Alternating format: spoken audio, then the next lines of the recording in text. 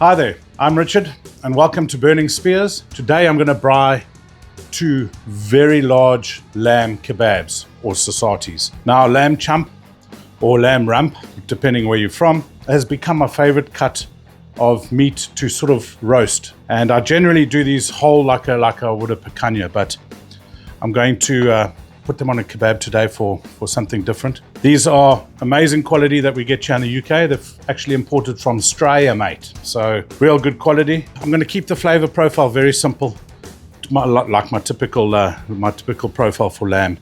And we'll dive into the ingredients. It's quick and easy. Stick around. It's going to be a great video, and hopefully it'll give you some nice ideas. Right, so obviously I've got the lamb. It's a little over 2.3 kilos here. I'll do some trim on it, but these are beautiful. That fat, man, that lamb fat and fire are absolute best friends, and this is really good. So this is basically the rump of the lamb, right? You can see the picanha part of it. It's shaped like a picanha, so for me these are little lamb picanhas. And then I'm going with just onions and peppers on the skewers. I've got flat skewers. I got these for my Kamado Joe because you can close the lid on there, but they work beautifully on the braai as well, nice and big.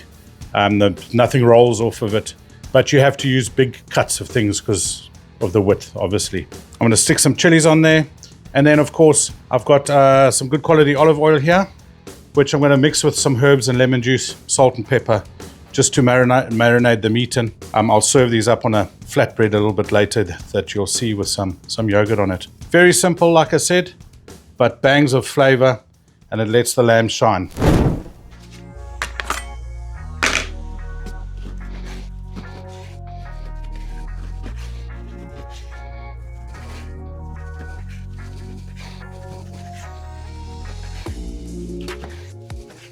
So I've just worked it out that I'm going to use this amount of meat, which is about 1.7 kilograms, just a little over 500. I'm not going to use in this cook. I think the kebabs will be big enough. All of this will go into a dish, and I'll mix up the marinade and get those flavors developing. So you're going to want to keep your veggies similar in size to your meat, not bigger and not smaller, so that they cook appropriately.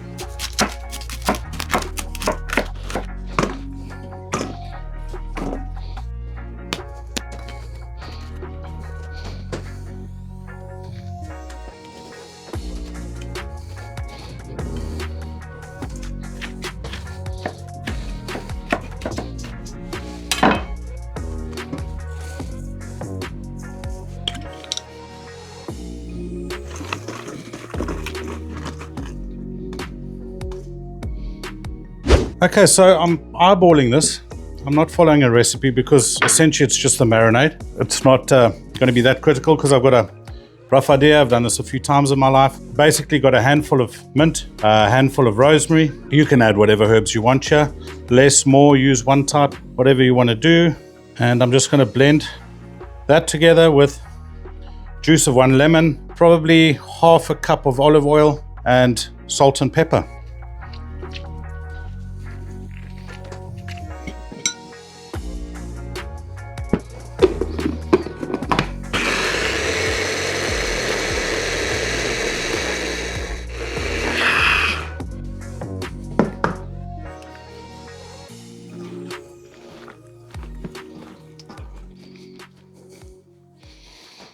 Right, so I have done all the prep work.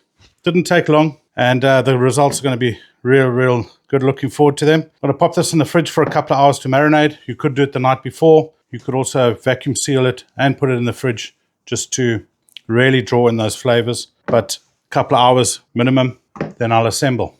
So normally I'll just stick these things on, but I'm going to do a bit of planning because of the chunks of meat. They're different shapes and sizes and everything. So I'm going to start with some end bits and do the jigsaw puzzle. So you'll see me moving the meat chess pieces around a bit.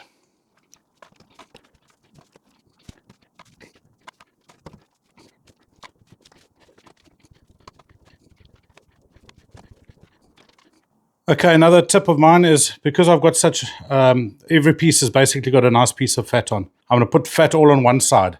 so that I can focus on that fat and nurture it and get it rendered properly and decency and not have to worry about the others.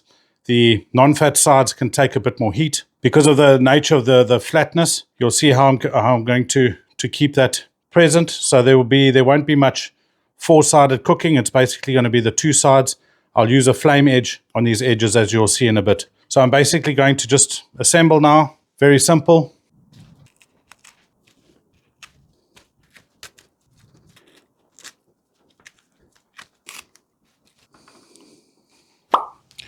Okay, and there we have it.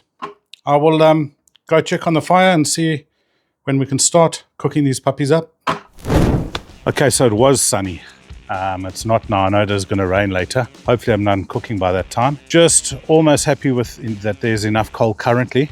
So I'm just going to spread the coal out. I'm going to have a medium to low section with less coals in that I will start the cook off, and I can always go back to when things get a little bit too hectic and too hot. Okay, I'll let this relax a little bit. It's still a bit hot, but that's basically where we're at. I'm going to keep a nice hot edge here that I can sear the sides as mentioned before. Okay, I'm happy with this. This is a nice heat to start off.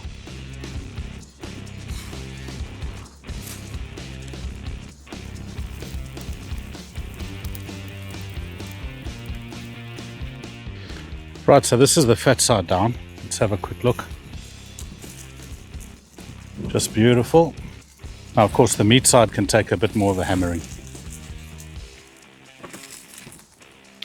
So, of course, with a different heat, you can see that end is getting charred quicker. So I'll just spin them around. That's the advantage of using gloves like this, so I can really get hands on.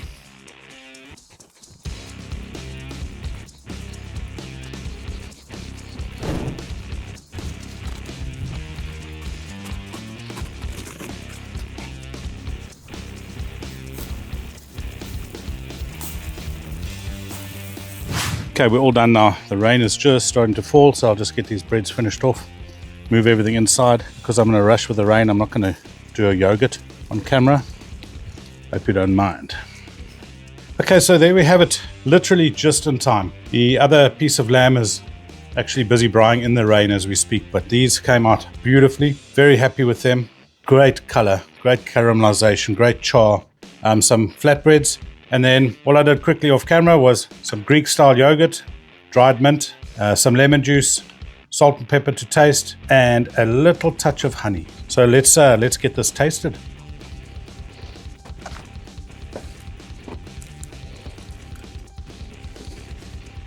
Oh, that's my favorite. Beautiful, just a little blush of pink. Always finish your lamb with a bit of lemon. It's compulsory. Santé. Cheers, everyone. Oh. So tender. Beautiful. Smoky. That char, that flavor. So glad I put the chilies on there. That gave it the lift that I like. Again, that lemon juice is essential at the end. Re-season because of the thick bits of meat. Look at that. Just so soft. Really is a great product. Thank you, Australia. The joy about cooking that style is the veggies. They have crunch, they have char, they've got cooked parts. The meat likewise is never that dry because it's cooler in the middle. And I must admit I nailed the temperature and the time on here. I'm very, very happy with that. The rosemary is more prominent than the mint, c'est la vie. But the mint comes out again in the yogurt. Really nice. I'm just going to grab that flatbread and smash it into my face off camera. So I hope you enjoyed that. See if you can get hold of some lamb chump or lamb rump. Give it a go. It's, like I said, it's one of my favorite bits of meat. Thank you. Please like and subscribe. Please like if you are subscribed. Please subscribe if you aren't. It's really important to small producers like myself. Thank you, and that's it.